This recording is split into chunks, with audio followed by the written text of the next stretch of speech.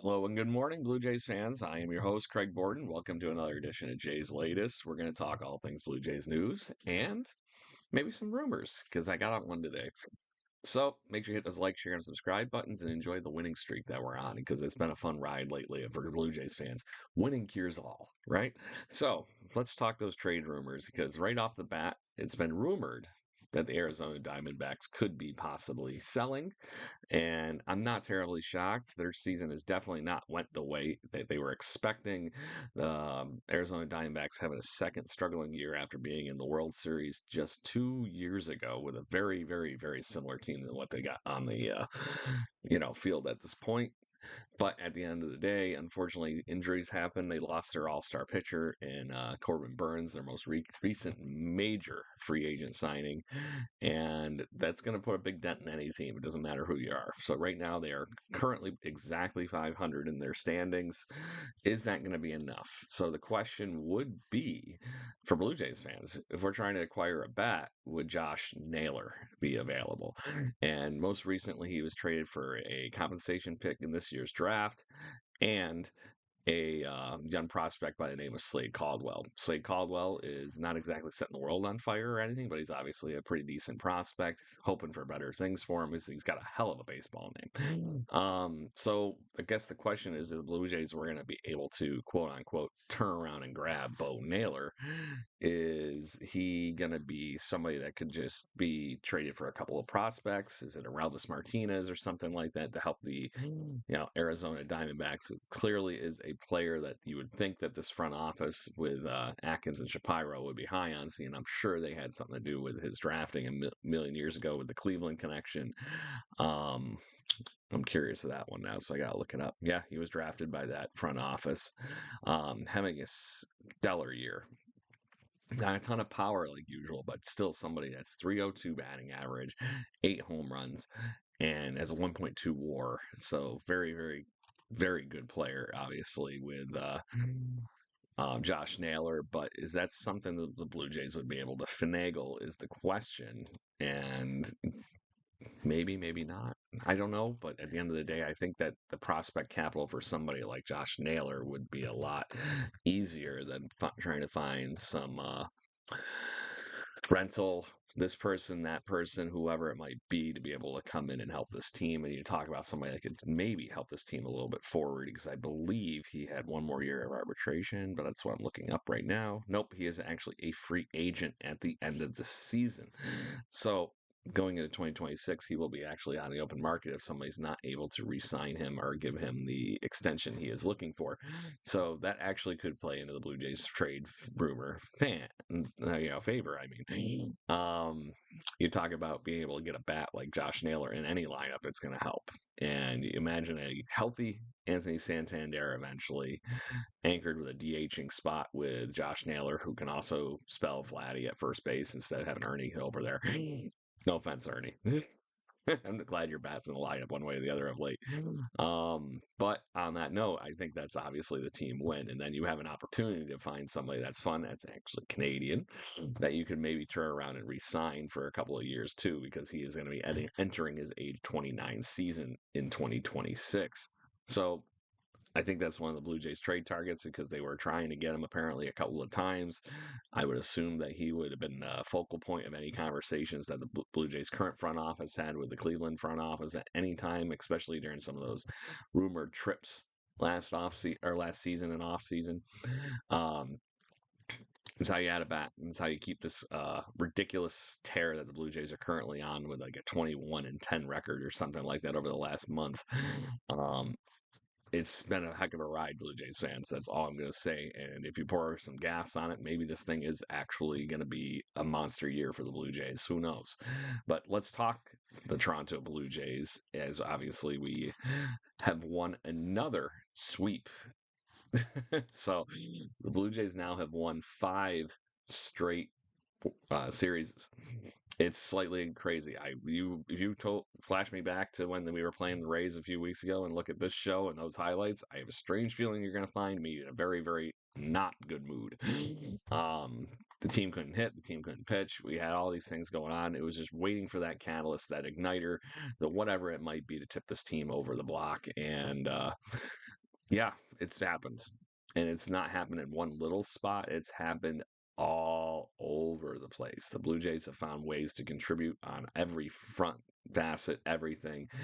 And it's been very, very cool to see because it's been fun to see who in the box score, who in the highlight reel who stood out, and it's been a contribution of everybody.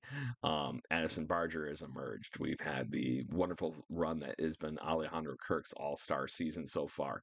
It's been great of late, and then obviously the pitching has found a way to just contribute to that too, including the spot that we had yesterday with the bullpen day and whatnot. So let's dive into yesterday's game because, as I said, the Blue Jays swept the St. Louis Cardinals, who now fall to 36 and 32. So no slouching team or anything there. We actually faced a competitive, you know, playoff potential team and swept them. So that is the part that's very exciting to me as the Blue Jays improved their record to 38 and 30. Very cool. Could not say enough good things about how winning cures all. So yesterday we had a bullpen day, as I mentioned. Eric Lawler, Brandon Fisher, Spencer Turnbull, Brandon Little and Yariel Rodriguez combined to eat up all 9 innings yesterday and only held the St. Louis Cardinals to 2 runs. And that was early in the game with their catcher Pazzo hits a 2-run blast. No, it was a 1-run home run, but right before that, they had drove in the run with a single. So back to back, getting those 2 runs in early on Eric Lawler right off the bat in the first 2 innings. And but Lawler looked great. I cannot say enough good things about what this lefty has looked like in this Blue Jay bullpen. And he's clearly solidified his spot one way or the other, regardless of how the starting rotation turns out, because help is on the way. Max Scherzer has officially been announced as the starter for the Buffalo Bisons this Friday. So we're going to get to see Mad Max potentially ramp up his pitch count officially. So we'll see what happens. But Lawler did great. Fisher got 2/3 of an inning in, and then 2 innings in his first win as a Toronto Blue Jay for Spencer Turnbull. Looked great.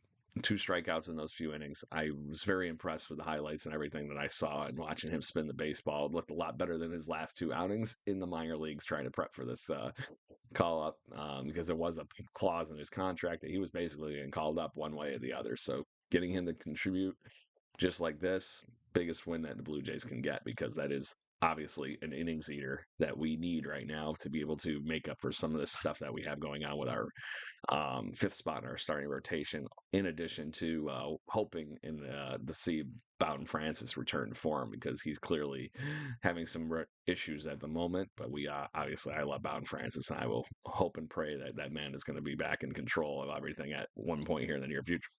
Trust your stuff, bud. um, Brandon Little picks up his 13th save or 13th hold of the season, and Yariel Rodriguez picks his first save of the season up as he closes the door. Um, on offense, Ernie Clement, late inning power surge, gets the Blue Jays that extra piece at the end of the game, kind of put the nail in the coffin in a 5-2 victory. But we got all sorts of contributions on offense. We had sack flies, we had bunts, we watched guys run things out. It was a team win on every facet in this game yesterday to get the W for the sweep. Bo Bichette had a RBI single. George Springer had a sac fly. Bo Bichette had another sac fly. Then we had Vlad Jr. have a hard hit single that actually drove in the run too. And then, like I said, Ernie Clement putting the cherry on top with that big home run that went about 370 over the left field wall.